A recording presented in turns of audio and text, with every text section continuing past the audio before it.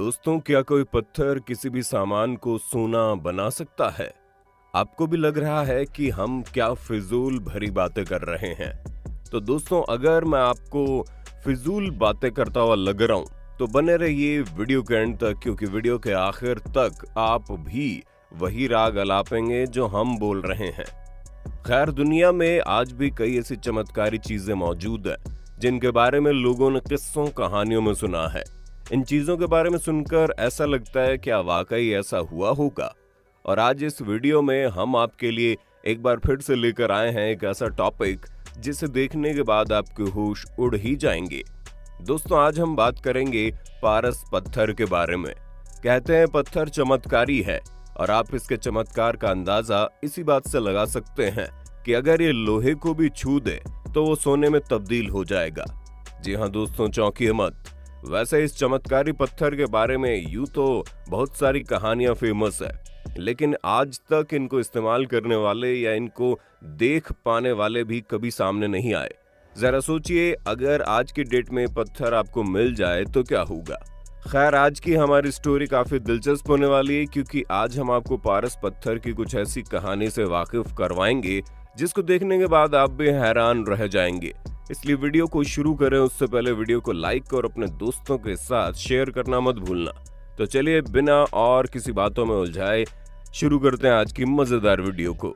दोस्तों, हम कहानी की तरफ आगे बढ़े उससे पहले आपको ये बताना चाहेंगे कि पत्थर के बारे में ऐसा कहा जाता है कि जिस इंसान को भी ये पत्थर कभी मिला वो इंसान जिंदा नहीं बचा। खैर, पारस पत्थर की पहली कहानी है मध्य प्रदेश की।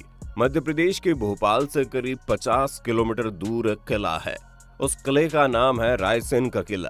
कहते हैं रायसेन किले के राजा के पास पारस का पत्थर था।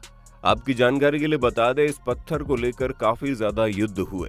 कई युद्ध होने के बाद जब रायसेन किले के राजा को जब ये लगा कि अब वो युद्ध नहीं जीत पाएंगे और पारस पत्थर को नहीं बचा पाएंगे, तो उन्होंने पारस के पत्थर को किले के तालाब में फेंक दिया। इस लड़ाई में रायसेन किले के राजा मारे गए। महल पूरा का पूरा वीरान हो गया।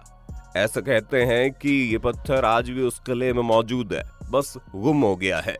रायसेन किले के राजा के देहांत के बाद कई और राजा आए जिसने इस किले पर राज किया।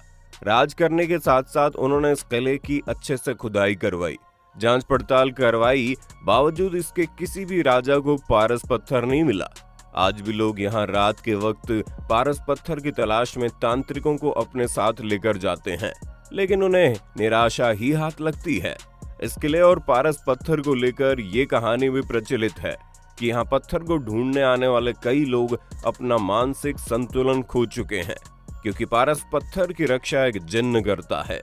हालांकि आर्कियोलॉजिकल डिपार्टमेंट को अब तक ऐसा कोई भी सबूत नहीं मिला जिससे पता चले कि पारस पत्थर इसी किले में मौजूद है, लेकिन कहीं सुनी कहानियों की वजह से लोग चोरी छुपे यहाँ पारस पत्थर की तलाश में पहुंच ही जाते हैं। वैसे आपको ये कहानी कितनी सच लगती है, कमेंट बॉक्स में बताइएगा। अब आते हैं दूसरी कहानी पर।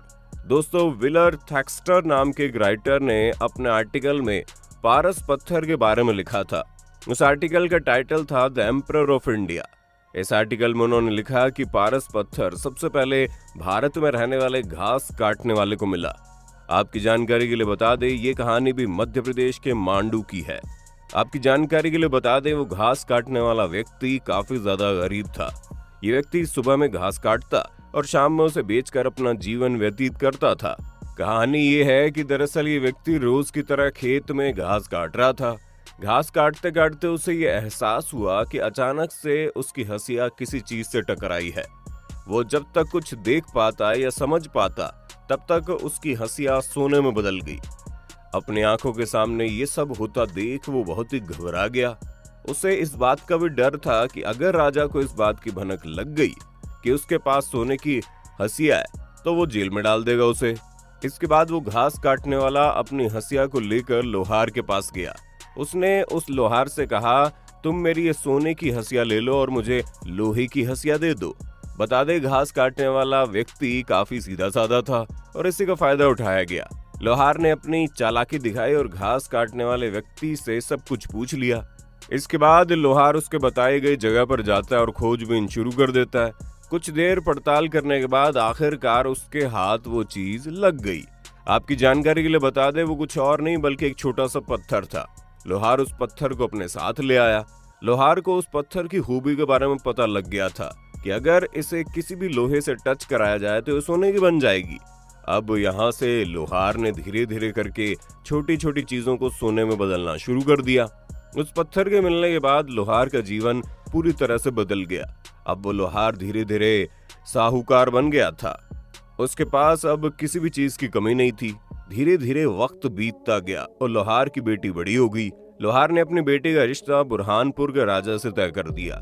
लोहार ने अपनी बेटी की शादी में दहेज के नाम पर सिर्फ और सिर्फ यही पारस का पत्थर दिया था। अब चूंकि बुरहानपुर के राजा को पारस के पत्थर के बारे में कोई खबर नहीं थी, इसलिए वो इस बात से काफी ज्यादा गुस्से में थे। बुरहानपुर के राजा को पहले लगा कि लोहार काफी ज्यादा पैसे वाला है, इसलिए वो अपनी बेटी को दहेज में अच्छे खासे पैसे और जेवर देगा। लेकिन लोहार ने दहेज में बुरहानपुर के राजा को एक सोने का हार तक नहीं दिया। खैर, फिर भी दोनों की शादी हो गई और लोहार की बेटी विदा भी हो गई। विदाई होने के बाद जब एक जगह पर पालकी रुकी तो राजा ने लोहार की बेटी से कहा कि तुम्हारे पिता ने तुम्हें सोने का एक हार तक भेंट नहीं दिया। ये सब सुनकर लोहार की बेटी ने अपने पास से वो पारस पत्थर अपने पति के हाथ में दिया और कहा, ये तुम्हारे नहीं बल्कि तुम्हारे आने वाली 7 पीढ़ी तक की गरीबी को बड़े आराम से दूर कर देगा। राजा को लोहार की बेटी की बात सुनकर काफी ज्यादा गुस्सा आ रहा था और इसलिए उसने उस पत्थर को जोर से फेंक दिया और वो पत्थर नर्मदा नदी में जा गिरा। ये पूरा वाकया देख लोहार की बेटी काफी ज्यादा परेशान हो गई और बोला, ये तुमने क्या कर दिया? और बताया, ये कोई ऐसा वैसा पत्थर नहीं था बल्कि ये वो पत्थर है जो लोहे को सोने में बदल देता है और इसे ही पारस पत्थर के नाम से जानते हैं।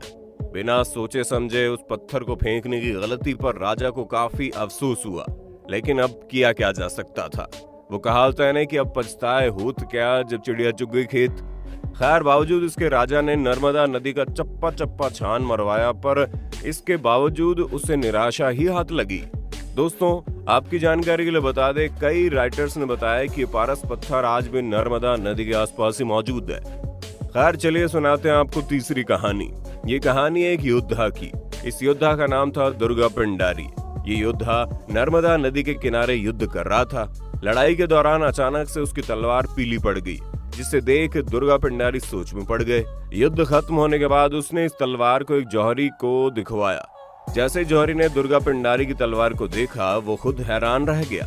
उस जौहरी ने दुर्गा पिंडारी को बताया, इस गांव में ऐसा सोना बहुत ही कम पाया जाता है। जौहरी ने दुर्गा पिंडारी से कहा, मैंने खुद ऐसा सोना आज से पहले कभी नहीं देखा। तब आखिर में जौहरी ने दुर्गा को बताया कि उसकी तलवार किसी पारस पत्थर से जा टकराई है और तब जाकर ये इतने खरे सोने में बदला है। इस बात को सुनते ही दुर्गा पिंडारी के जैसे होश उड़ गए। वो इतने ज्यादा बेचैन हो गए कि अपने 2500 सैनिकों के साथ नर्मदा नदी के पास पहुंचे। पहुंचने के बाद उन्होंने अपने सैनिकों की मदद से पूरी नर्मदा नदी की तलाशी ली। बावजूद इसके दुर्गा पिंडारी पारस पत्थर खोजने में असमर्थ रहे। दोस्तों, आज भी ऐसा माना जाता है कि नर्मदा नदी के किनारे ये पत्थर मौजूद है। खैर, अब सच क्या है ये कोई नहीं जानता, लेकिन आजकल इस पर बहुत ज्यादा रिसर्च किए जा रहे हैं, जिसके बाद आपको अपनी बात जानने में थोड़ी और क्लैरिटी बढ़ जाएगी। खैर, आप इस बात को समझ ही गए होंगे कि अमीरी हर इंसान के कदमों में नहीं है। कई लोग तो सिर्फ सोचते हैं और मेहनत भी नहीं करते। उन्हें क्या पता उनको कोई पारस पत्थर तो नहीं मिलने वाला। आपको ये जानकर हैरानी होगी, इस कहानी के बाद पारस पत्थर का जिक्र हमारे पुराणों में भी किया गया है। वैसे आप इन कहानियों के बारे में क्या सोचते हैं, कमेंट में बताइएगा। तो दोस्तों, ये थी वो कुछ कहानियां जिसको देखने के बाद आप हैरान तो जरूर हुए होंगे। वैसे आपको क्या लगता है, पारस पत्थर जैसा कोई पत्थर है या फिर ये सिर्फ कहानी है? कमेंट में बताइए। वीडियो पसंद आए तो वीडियो को लाइक और शेयर कर देना। ऐसे इंटरेस्टिंग वीडियोस देखते रहने के लिए चैनल को सब्सक्राइब करके बेल आइकन को दबा देना, ताकि हमारी नई वीडियो की नोटिफिकेशन आपको मिलेगी सबसे पहले।